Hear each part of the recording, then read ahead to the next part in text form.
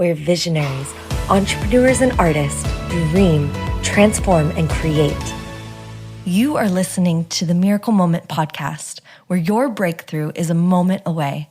I'm your host, Irelan. How to get clarity on your next phase of your identity. This is going to be a juicy conversation today because I have experienced some of the most radical shifts in my identity this last year. But then even when I zoom out, it feels like it's been about the last 7 years of just shift after shift after shift.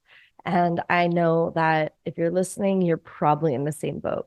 So as we once again step into a new phase of our identity, a new year, I wanted to really break down the steps that I take when I have graceful transitions into new areas of identity, and also focus on some of the times in my life, even especially this year with such big shifts in my identity going from, single to in love to pregnant to shifting my business, like so many puzzle pieces shifting around. There were a lot of times where I actually didn't have graceful transitions into these new identities. So I'm going to share a few my tips and tricks that I learned along the way, some of the lessons that I took, some of the things that I know I'll be keeping while I step into this next phase of identity. And I want to share them with you because I think it can be graceful and it can be easy. So first and foremost is surrendering into the unknown and trusting that it's all going to work out in your favor. And this can be so hard because sometimes it can feel really scary. You could feel alone during these massive identity shifts. And I think that comes because as we change, we also are shifting our environment. We're so interconnected as a species, as communities, as even people living in a home together, whatever that like pod is, no matter how big or small, when one person changes, it changes everyone.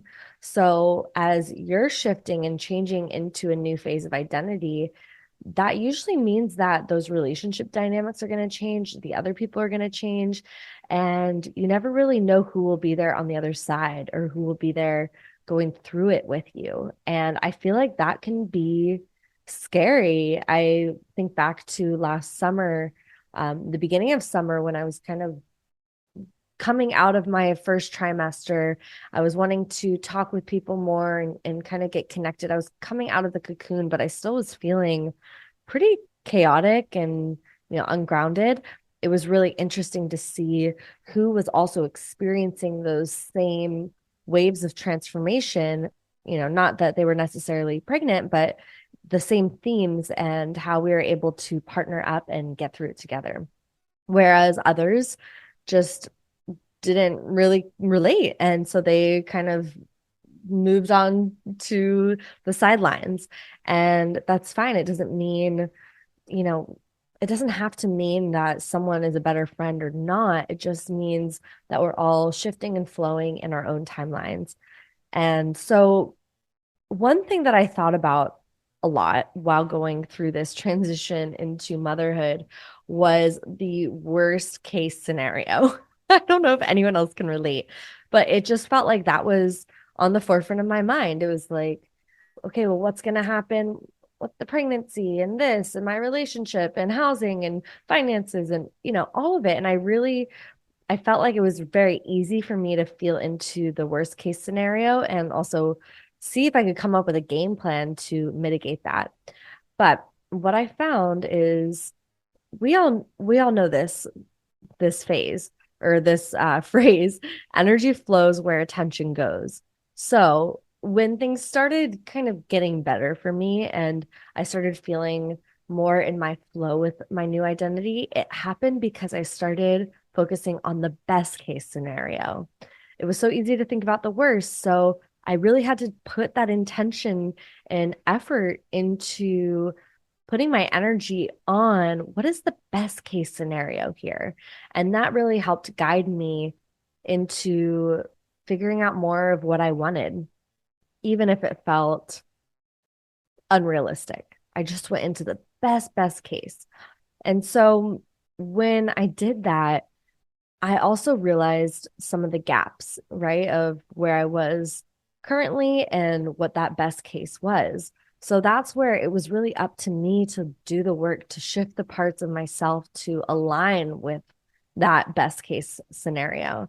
And that is something that I think is a step that sometimes people miss. It's like I'm thinking about the best case and the worst case, but also I'm focusing on it. I'm doing my mantras, I'm visualizing it.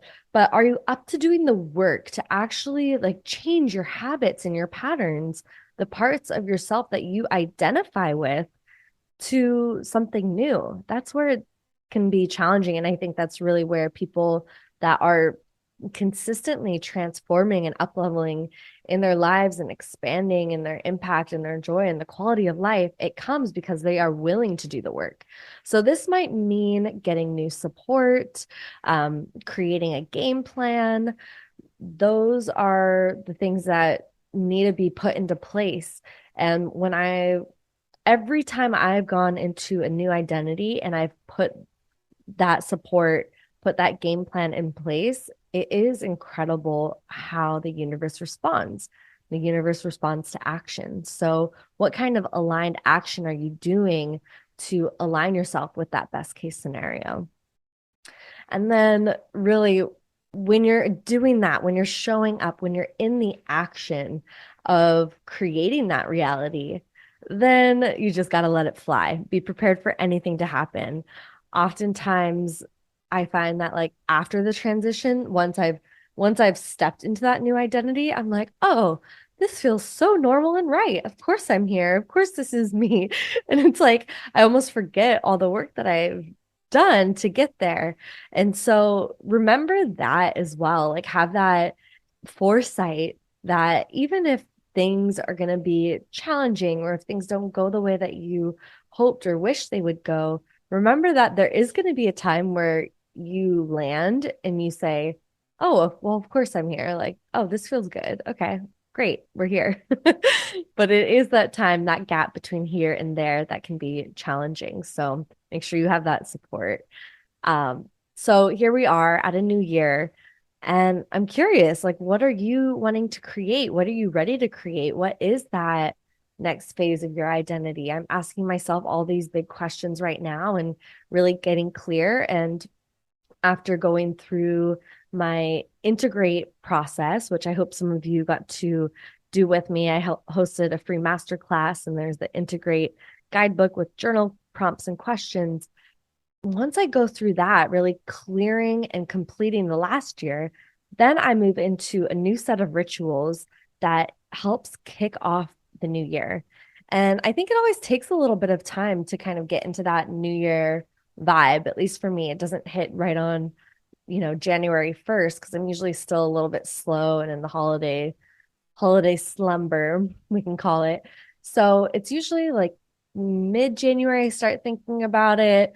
End of January, February, I'm like, okay, let's go. Let's kick this into gear. So what I have to share with you all is a process and a program that I've designed to specifically help you with this transition into your new identity. And really, that new identity that you're going to be holding and carrying and building and creating throughout this next year. So, this program is called Distance of a Dream. It's all about redefining your dreams, reconnecting to your purpose. So that way you can amplify that purpose. And we go through some incredible tools and processes so you can organize your dreams into your reality using powerful decision making tools and techniques, stress and time management skills. People love this program because I really get into the nitty gritty. Virgo over here, love my organization, love my calendars. And I'm also like all over the place. Like I'm flowy, I'm creative. So when I create systems for me to be able to actually create my dream reality, create that new identity, they are super simple. So that's what I break down in Distance of a Dream. So definitely check that out. I'll have the link below. And we are doing an early bird for those of you listening. So early bird, you're getting 50% off starting right now. So go ahead and check out the code in the show notes down below, and would love to see you in the group Distance of a Dream. This is lifetime access, which means every year I do this. This is going to be the third year that we are hosting Distance of a Dream program online. And every year, if you join once, you get the next year's free. So this is about creating community. This is about creating ritual. This is about just setting you up and having fun doing it with an awesome group of people. So I hope to see you in there, and I will see you on the next episode of Miracle Moment. Thanks for checking out this video. Subscribe and ring the bell if you haven't yet, so you can stay up to date for new episodes coming out soon. And remember to witness and acknowledge the miracles and magic in every moment. This is Irelan, and I'll see you soon.